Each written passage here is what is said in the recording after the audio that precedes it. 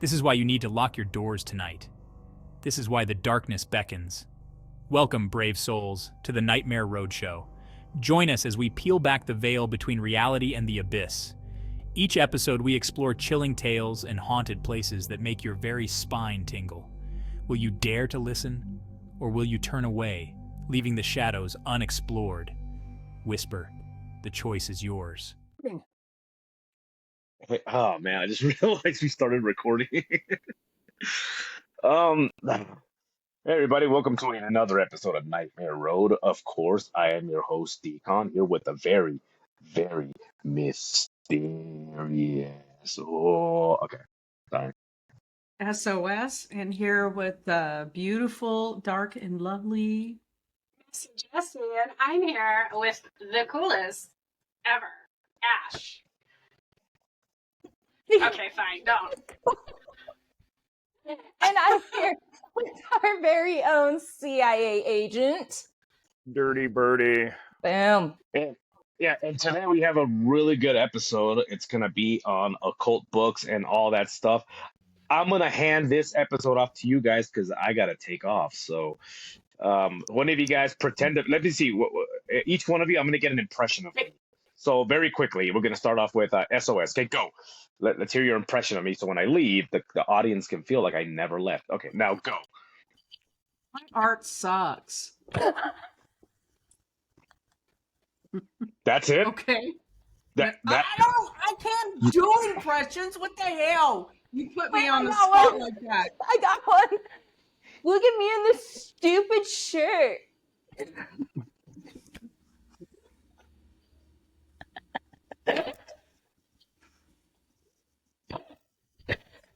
Why? Oh, you know, I just You talked could- about the children. the children. You All know, right. Decon, you could have prepared us for this shit. All right. I'm just Dirty saying. Birdie, I guess go ahead. El We're all Salvador. fired. The You children from rolled El your tail Salvador. very well, El Salvador. We love you. And we made him sad. Well, we will miss you Are very we allowed much. to say No. why you're leaving early? Yeah, No. can we say? No. Okay. No. Okay, well, have a good time. Thank you. Bye. Thank you. Yes. But okay, yeah. Those are like I have to say, okay, everybody serious face, please. Okay.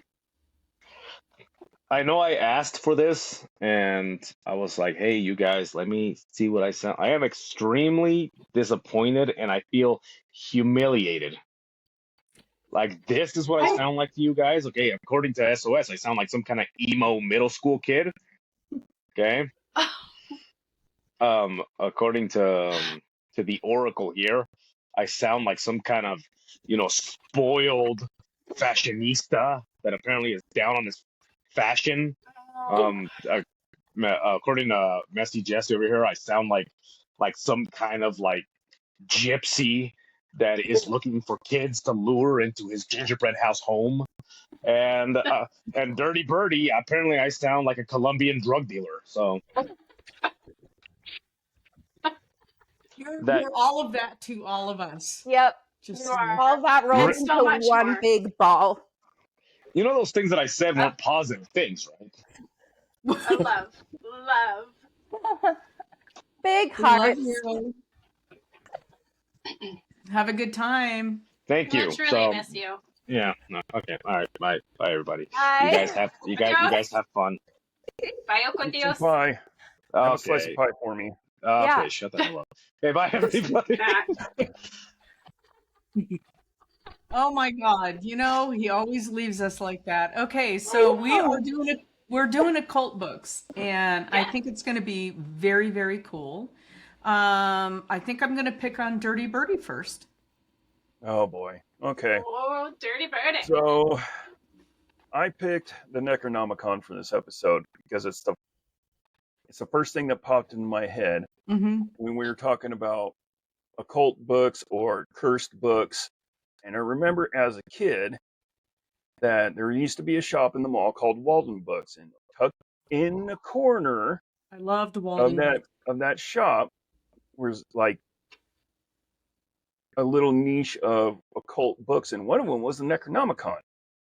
And I distinctly remember it being about like that, just a little book, and people bought it as a joke because of all the media that was around it from other movies and it getting mentioned. They're like, aha, I got the Necronomicon. And they started reading it, and they swear that like bad stuff started to happen to them until they got rid of that book.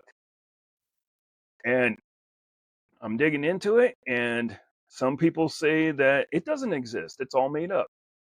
H.P. Lovecraft watched or read a play called The King in Yellow, and then then he said that it came to him in a dream, and it's just it's a lot. It's really fascinating history, but as the story goes, the Necronomicon is a really evil book. And if you open the pages and you read the translations, you will go absolutely insane. You will go mad. In other versions, you read the incantations and you bring forth demons and hellspawn, and they take over people. And if we ever do a movie night for Halloween, we should watch the Evil Dead series. And Oh, yes. Yes. I'm so down. so, Great series. more of that is. Where did I go? What am I doing with my life? So we were having a conversation before we started recording with Decon about that there's a school of thought out there that the book isn't it. So there's this, you're talking about the school of thought that it was made up, that right? But there's another school of thought that it wasn't made up, that they want you to believe it is because it's actually so powerful. So, Kenneth Grant, a British occultist and disciple of Aleister Crowley, and head of the Typhonian Ordo Templi Orientis, suggested in 1972 that there was an unconscious between Crowley and Lovecraft. He thought that both of them drew on the same occult forces, and that the book is somewhere in the astral realm. So if it is real, then it's on another plane of existence, which is probably good because Yeah.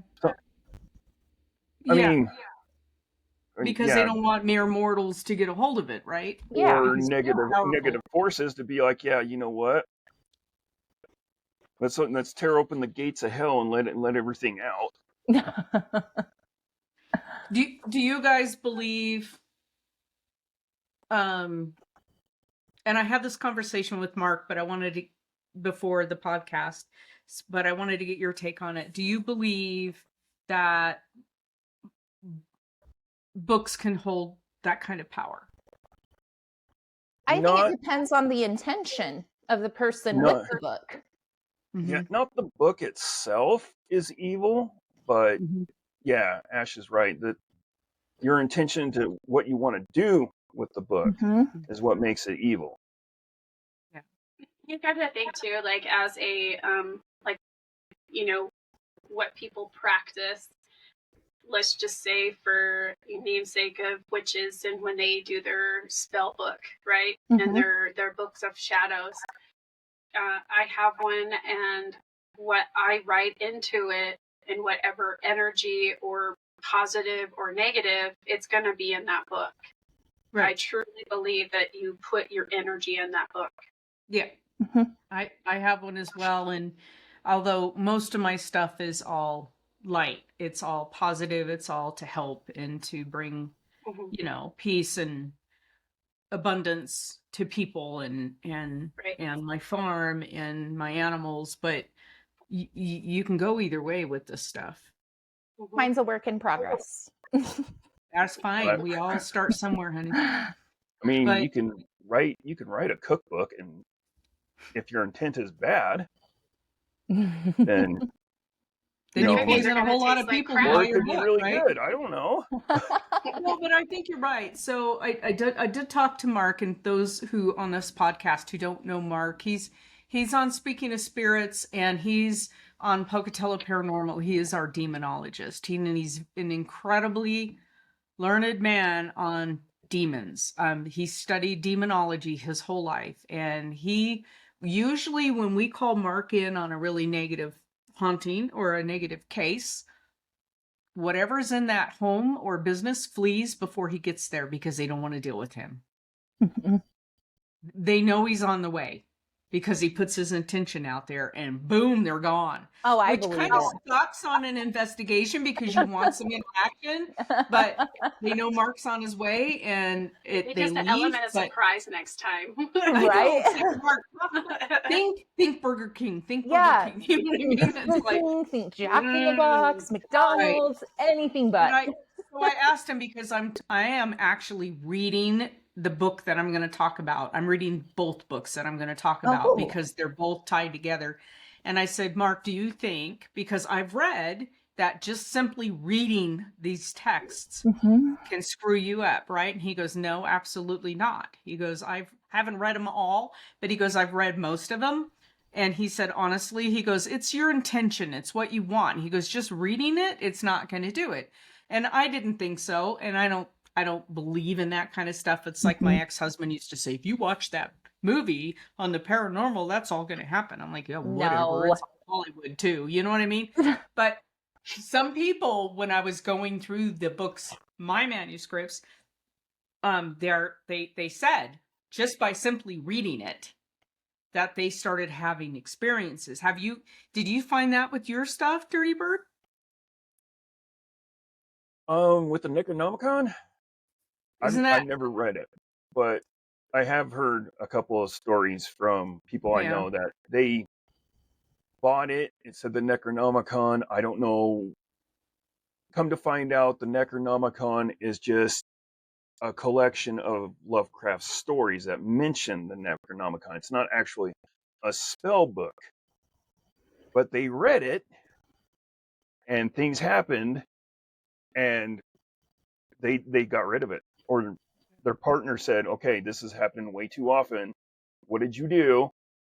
None of this ever happened until you said, hey, look at the book I got. So they're like, yeah, chuck it, get rid of it.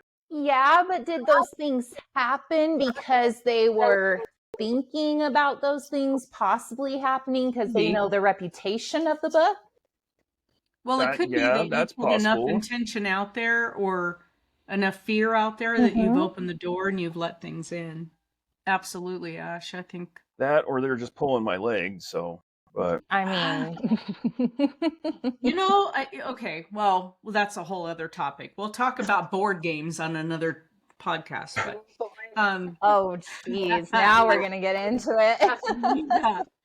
Ash, what did you, or Dirty Bird? Were you finished, or did you have we more? might have to circle back to this because there's a lot to it.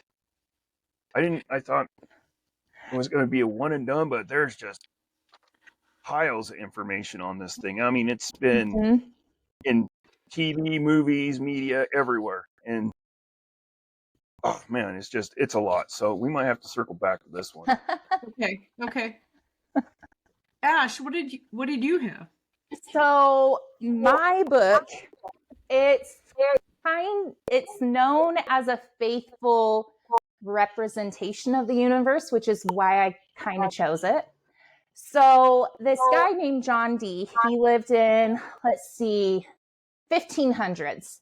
So he was actually really close with Queen Elizabeth. He chose her coronation date. He read her horoscope. He was very into magic, the occult, etc. So him being interested in that, he comes upon this book called the Book of Soiga. So this book is also, it has another name, but I'll come to that. So he had his friend Edward Kelly come in to help him decipher this book, because at the end of this book, it consists of 36 pages full of 36 tables and it's 36 rows by 36 columns of just random letters, and nobody could decipher it. So the rumor surrounding this book is if you decipher the code, you would die in 2 to 3 years, like 2.5 years. So John Dee really wants to decipher it. Edward Kelly comes in. I looked him up a little bit. He doesn't have the best reputation, but that could be just because of the times. He was a self-proclaimed medium, and a lot of people didn't believe him, but John Dee really did. He had a lot of faith in this guy. So when he had Edward Kelly come in to help him with this book, Kelly came in with this special mirror, and through this special mirror, he tells John Dee that he's speaking with the angel Uriel, which is interesting. So John Dee asks Edward Kelly, who's speaking to this angel, my Book of Soiga of any excellency. So, of that time, wording's a little different. So Uriel replies in Latin, I believe. Yeah, it was Latin. I'm not going to try and pronounce it. But basically, Uriel told him that this book was like the book of God. It was given to Adam in the Garden of Eden, etc. So it's this really special book. And John Dee asked the angel, okay, well, if I solve this book, if I solve the tables, am I going to die, essentially? And the angel tells him, no, you'll live to be 100 years old. So John Dee does end up dying at the age of 81, but I mean, what's a couple of decades to an angel like us? Come on now. So these tables, John Dee is really worried about the voices about the book, because they're saying you're going to die if you solve it. You don't dare solve these tables. So the book was actually lost. John Dee lost it for 12 years. And he was never, I think he was able to find where it was, but it was in somebody else's possession. And so when John Dee died, the book completely disappears until 1994. So this lady, her name is Deborah Harkness. She worked at the University of South Carolina, but she's thinking, okay, with this book, everybody's looking for the Book of Soiga, but what about its other title? Because it does have another title to it, which is Alderea Sive Soiga Vocor. Decon is going to get mad at me for not speaking Spanish correctly. Let's hope he doesn't listen to this. So she finds it, and she finds it 2 copies actually in different libraries in London. And she gets this mathematician that's able to solve the tables. So when he goes in to solve it, I'm actually going to read off of a paper. Colleen, you can go ahead and bring those tables back up. So each table has a magic word of 6 letters, and that word is called the seed word.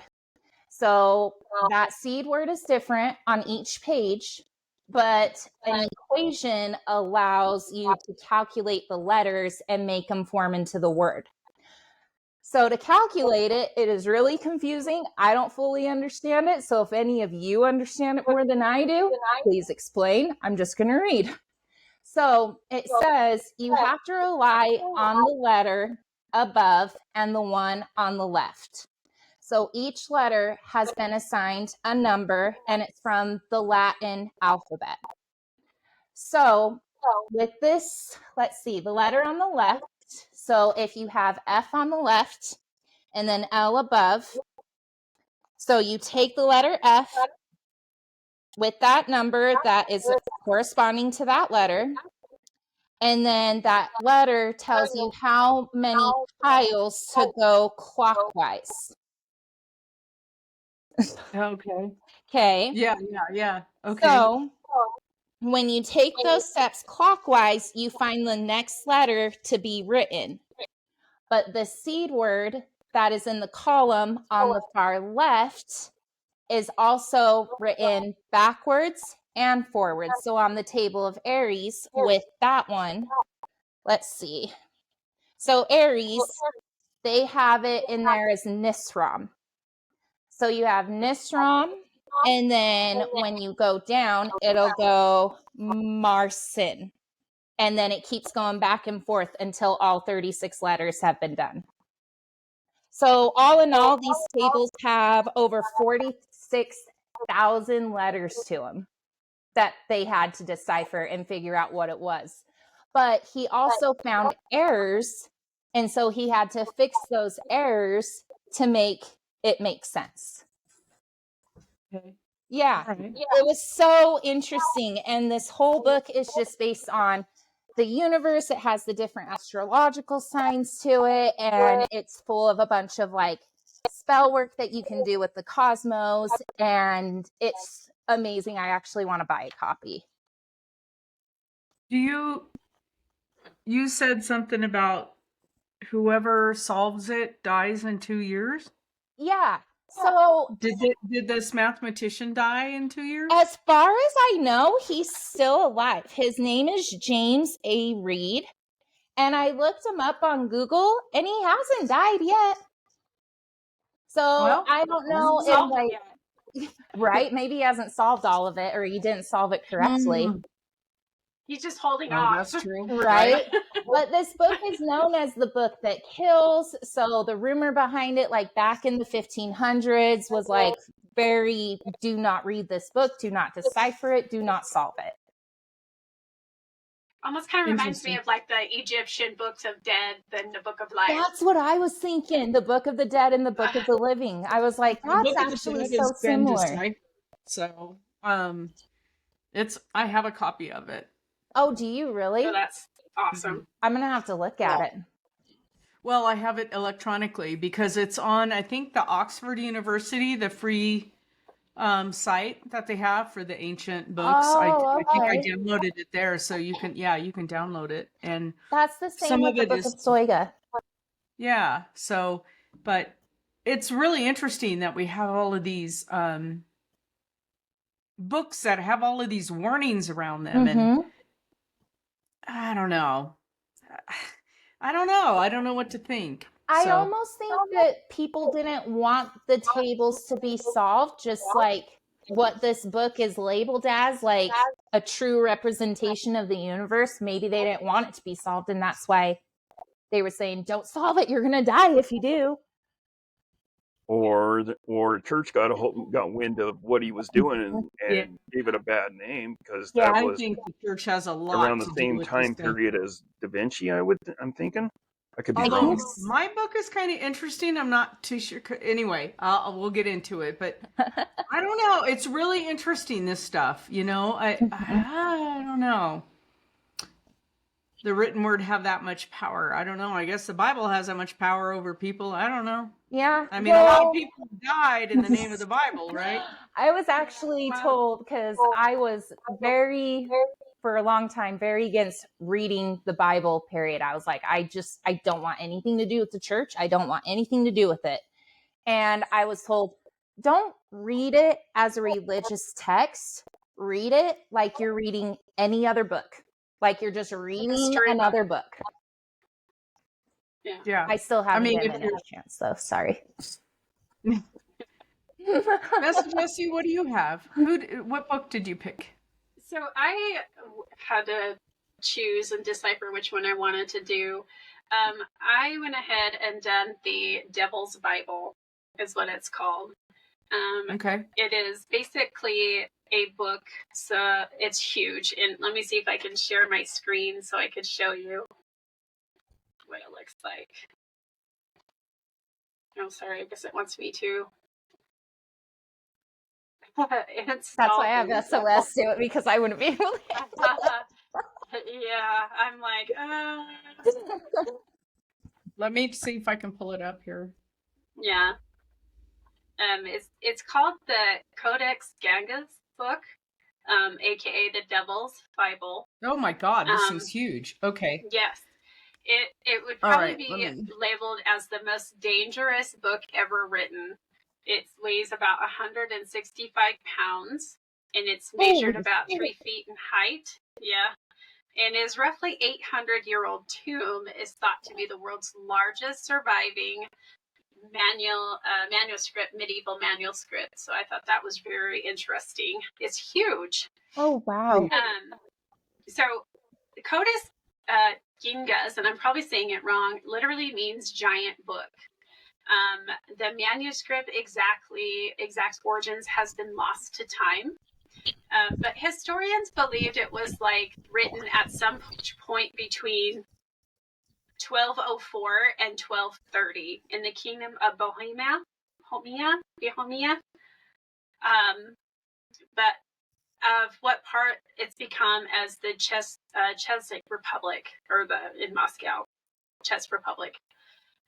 So according to the National Library in Sweden, the book was owned by at least 3 different monasteries. That was before Emperor Rudolph II added it to his private collection, and which would soon be the Bonich manuscript in 1594. So exactly about 1648, it was claimed by the Swedish army during the 30 Years' War and taken to Stockholm, and has been housed in the Swedish National Library since 1768. So I thought that was like, holy Hannah, this book is really old. So while many of the texts were produced by teams of like scribes and scholars, believe that the Devil's Book is a work of a single copyist. It was written entirely in Latin. The book contains both Old and New Testament, along with the Czech and Jewish history texts, and an encyclopedia with information on geometry, legal matters, entertainment, among other topics, medical treatises. So, like, of course, we know medical books go way back. And remember, we were talking to Jake the Bookman. It was saying that we had like books that were way back in the day. This is like the original medical, other than Egyptian, books. 100 of obituaries were in there, many magic spells, and a calendar. So this book holds a lot. That's amazing. Yeah. So the reputation of this book, it stems from a full color portrait of the devil contained in its pages. And there's a legend about how the image got there. According to folklore, and yeah, you can see that's the greatest drawing of the devil ever. It's beautiful. He looks like the devil or the monster from where the wild things are, Right? you know? Or he That's looks like what he he should be in the reminds me of. labyrinth. Yeah, that The too. character Yeah. in the labyrinth. Yeah. So the book is a work of a monk, possibly the name of Hermantis, and I could be saying slaughtering his name, or Herman the Recluse. So we'll Correct call him us as Herman. needed. Who had broken his vows and had been sentenced to be walled up alive in this monastery. He struck a deal to save himself, of course, struck a deal with the devil. And of course, one single night, he could write a book containing all the world's knowledge, right? So his life would be spared. When he realized the task was impossible, the monk, of course, sold his soul to the devil, who helped him finish the book and signed it with a non-infamous portrait. So other versions of the story say the monk added the illustration as a gesture of gratitude to Satan's assistance. So, yeah, I thought that was pretty interesting. There are several tales of the misfortune that's attached to this book, but the curse seems to be fairly benign, really. considering the book was supposedly co-written by Buzzlebub. I don't even know who that is. It must be some kind of monk. Beelzebub. He's one of the Beelzebub. lords of hell. Okay, well, All right. thank you, Dirty Birdie. So, one legend dating back to at least the 1858 maintains that a guard was institutionalized after being accidentally locked into the Sweden's National Library overnight. He's supposedly found under the table the next morning, claiming to have seen the Devil's Book join a possession or a progression of books as they dance through the air. I mean, almost sounds like Fantasia, kind of, to me. Yeah. But it's just so interesting how, to me, I take this as the Devil's Book. Like, the Devil's Book is being hidden from the church, too. They do not like this book. They want to burn it. They want to burn it. Yeah. But it's just because there's so much stuff in there that they're like, no, the devil cannot have this much power. You know, that's pretty much, yeah, that's my book. That's the Devil's Book. I thought was pretty interesting. Knowledge, all that knowledge book, and you're not allowed to look at it. Hey Ash, we're getting I'm turning it on. an echo feedback that I can't turn off now that we're recording. So when you are not speaking, can you mute Yeah, I'm your trying mic? to see if I can turn it off on my end. I cannot. Okay. There. Sorry. Yeah, I can't turn it off on the recording app. Okay. It's really interesting. I would love to see something like this in person. You know what I mean? Oh, me too. I can't imagine how much it takes to just turn the book or just turn the pages. I know, right? Yeah. Where did you say this thing's housed? In the Sweden's National Laboratory or Laboratory. Okay. Library. Okay. Laboratory. Stay out of my laboratory, DD. Interesting stuff. Okay. Do you have any more on that? Nope, I'm good. That's all that I really could find on it. There wasn't too much other than just people's, opinions of what this book holds. There's not a lot of people who can get in to see this book because of how old it is and how preserved it is. Because when you've seen the guy holding the book with his gloves, it's so old that they're afraid it will fall apart. Oh yeah, absolutely. But yeah. Well, I chose The Key of Solomon, and this book is. So I had a long discussion with Deacon about this book, and so Solomon was he was known for given power by God. He was given power from God over supernatural beings, right? That was one of, I guess, Solomon's, I don't know. I don't know the Bible, but I guess that's one of the things that he's known for having power over. And the Key of Solomon was written, so there's a lot of dispute about the origin of the Key of Solomon. It showed up really during the Renaissance period, but it's allegedly transcribed from ancient texts. Like that these ancient texts were out there, and then Solomon were given the text to transcribe. So I don't know. It's very, very confusing. But they're a grimoire, and they contain a collection of spells and rituals for summoning demons and supernatural entities. Now, I'm reading it right now, and you can definitely, if you were to, I think if you were to put this book into practice, you could probably summon. Because of the way the text is written. It tells you step by step how to lay out every part of the summoning spell. So I do think that you could probably use this to summon if you wanted to. Not saying that anybody should, but I'm just saying. But it's not all dark. It's not all dark. There's a lot of summoning in there to summon certain entities to help you with enlightenment, or help you with abundance, and just there's a lot of light and there's a lot of dark. So there's a really huge mix in this. Now, the Key of Solomon is actually 5 books, but you'll find 2 online. I actually found and paid for all 5 that have been transcribed, because I'm like, okay, I want to read these now. They're really interesting.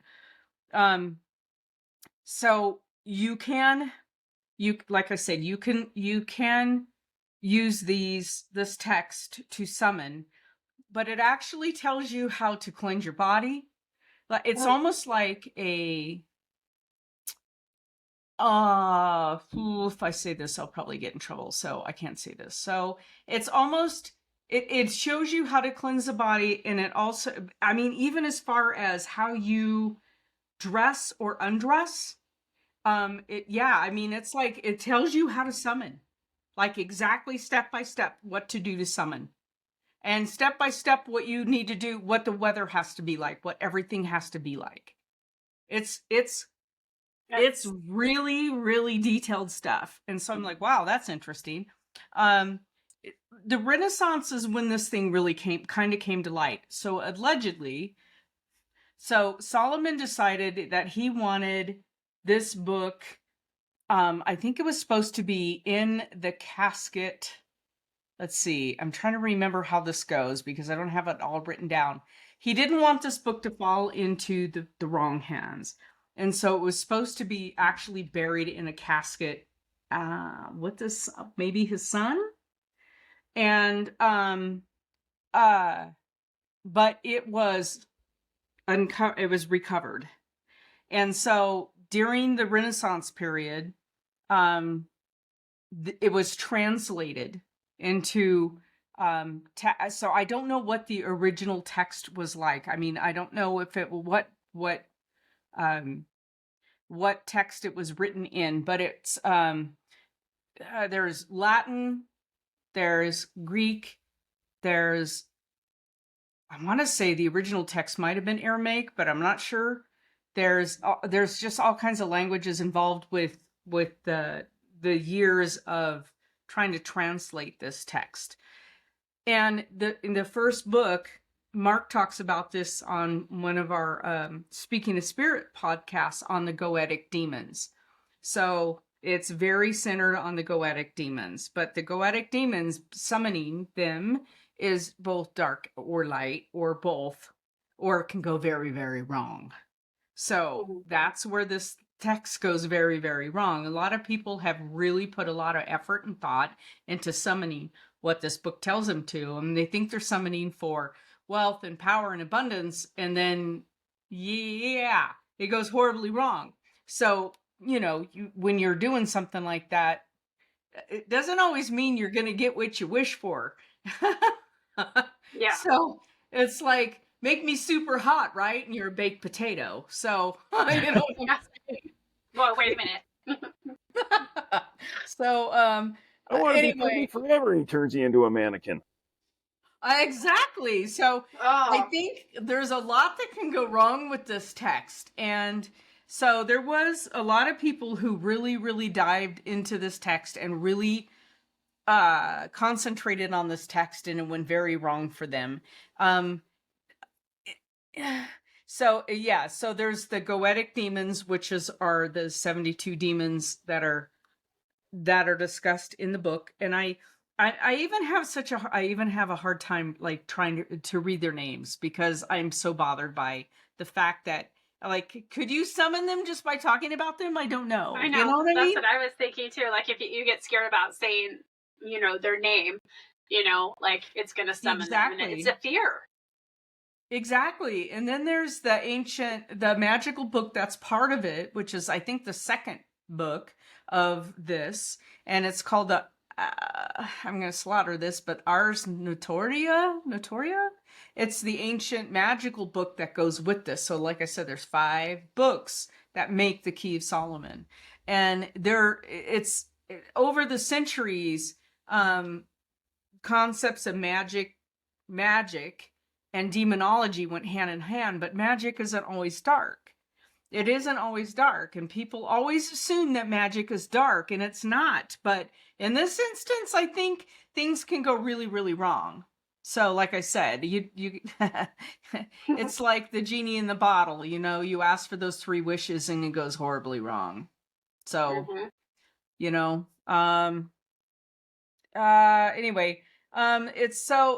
it's pretty controversial in history. They've been translated, so I think you lose a lot in translation over the centuries, because like I said, it was first translated, I want to say, in like the 15th century, but they think it's super ancient text, like way ancient text. So that's what all of the historians believe. They believe that it came from way, way, way, way, way earlier. And so you're going to lose every time it's translated. You're going to lose stuff. And although, let's see, I think his name was, here it is, John of Morgany. He was a 14th century monk, and he devoutly followed these teachings, like to the letter. He followed them. He lived his life by them. And the instruction of the Key of Solomon and the second book, the Ars Notoria. And rather than achieving academic mastery, which is what he wanted, he said he experienced hauntings and demonic visions, and he went on to create his own manuscript which warned people away from reading these books and practicing these books. So I don't know. I'm reading them right now. I'm reading the Key of Solomon right now, and everything is it's like God is saying this and God is saying that. So I keep thinking, like, because I don't read the Bible and I don't understand all this stuff, but I'm like, so how is it supposed to be so bad? I mean, you know what I mean? So I don't know. I don't get it. Yeah. There's one little mistranslation and one little slip of the tongue, and all hell breaks loose. Yeah, so I skip over all the demon names. And then I go back to the next sentence. I'm like, no, I'm not gonna read that. I don't even want to even say them in my mind. I couldn't anyway, because they're names I couldn't even say, so I have to say, this is not a manuscript and not a book, but we did deal with a very negative haunting in Blackfoot years ago with our team, and Mark was there, Gina, all these people who are part of my team who have studied very, very, very negative things. And they didn't even want us to say the name of who the family thought was in the house, or what the family thought was in the house, because just by saying it, you were summoning it. And so it freaks me out to even see this stuff in print, because I just go right over it, because I don't know, like, at what point can you summon? I mean, for me, I thought it was all intent. And that's what Mark said. He goes, it's in your intention, if you're intending to summon. But we were at that, it was a very negative haunting. And this family's still plagued 15 years later by this stuff. So I don't know. Well, you've already got the fear in your mind when you're reading these books, so even if you read the name, the fear's already there, so you could actually trigger something. I don't know. It's so, I don't know. Anyway, those books are available. You can find all this stuff online now. It's been transcribed. I don't know about your book, Messy Jessie. Can you find that book online? No. This is like the only copy that you can find, as far as I know. Ash, I didn't search for it. You were talking about a book. What were we talking about? The Book of Soiga, and yes, you can find that online. Yeah. Yes. So all of it. Oh, can you imagine? Like, I would end up summoning some kind of, like, liger shows up in my living room. You know what I mean? I would not be surprised if you had a pet liger. You of all people, you would be that person. Oh my God. I would. We I had a wouldn't. friend who bred Black Panthers for the Florida Panther Project. It was Oh. like back in the 60s because, okay, this is not at all demonic, but it's so cool. Okay, so the Black Panthers in Florida are so genetically similar that they were worried, and they still are, that if there's a disease that gets into those panthers, that it will wipe them all out because they're so genetically similar. There's no variation in the panther species.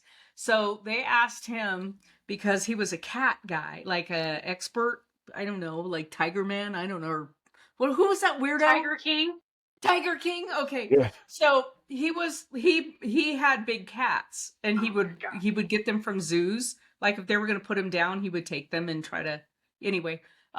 So they asked him to breed Black Panthers. So yes, I would have a liger after I was like 5 years old laying on a Black Panther on a couch. She didn't have That's any awesome. claws and she didn't have any teeth because she came from a zoo or a circus or something. And she was tame. And I remember climbing up on her and laying on her as she purred and breathed. Oh, And she was so cool. And she was That the is size of a awesome. huge couch. So, yes, I would have a liger. Anyway, go ahead, Dirty Bird. About what? Okay, you were saying something about summoning something? Oh yeah, I mean, if you've already like scared to say their names, and you're flipping through it, and you say their name, the fear's already there, the intent's already there. You said the name, and you might set something off. I think intent takes more effort. I think intent takes more. I think it takes almost like a meditation type state to bring something into your life. I don't think just saying a name is going to bring something into your life. I don't know. I wouldn't chance it. Well, if that's the case, then I want $1 million. Intent. So the It's still universe not is here. funny, and then we'll go, okay, well, you can have $1 million, but the government's going to tax you. Okay, then I 1.1. want $100 million. Okay, $100 million in Zimbabwe money, which is nothing. No, 100 million American dollars. I want to Bit- make this clear. In Yeah. Bitcoin. Okay. No, I don't want Bitcoin. $100 million. Great. In It's gold Civil War, bars. it's Civil War bonds. In gold bars. How's that? Okay. Okay. All Well, right. I'm just saying, the universe is kind of funny, and they'll just go like, Yeah, "Ah." it is. Yeah, it is. But yeah. Anyway, I think this was a super topic. I'd like to dive into some of these manuscripts a little bit more, maybe on another podcast. I think that would be a lot of fun. Yes. Yeah, I I'm mean, gonna need help with mine. There's a lot to it. Oh, Well, we could take each manuscript at some point and just do a show on them. I think it would be there fun. you go. That would be great. Cool. Well, I think that's it for this episode of Nightmare Road. And like and subscribe. Please share our episodes. Go to Patreon, man. We have content on there that you can't find anywhere else. and check out Teespring for Teespring merch and for the merchandise. But I was going to Econ's say, art. we're doing on Patreon, we do real crime, real true crime, really, like the last murder that Jesse did was bad. It was bad. So was we terrible. do true crime on there that we can't get away with on YouTube. We do a really cool road, like a, we call it Asphalt Encounters, and it's a road show where we go all over America and we talk about towns and their hauntings and their legends, and it's really fun. And Dirty Bird and Decon are going to be, hopefully starting Saturday, doing episodes for the disinformation station. Station. Yeah. So We have a lot of stuff on Patreon you're not going to find on YouTube. It's worth the cup of coffee a month because you get all of the content, all of the back content. So it's all going to stay up. So, all right, guys, that's us for signing off. Look both ways before you cross Nightmare Road. Nightmare Road. Nightmare Road. Nightmare Road. Woohoo. Okay, Ash, you can unmute. You poor thing. When you came back on, it started like echoing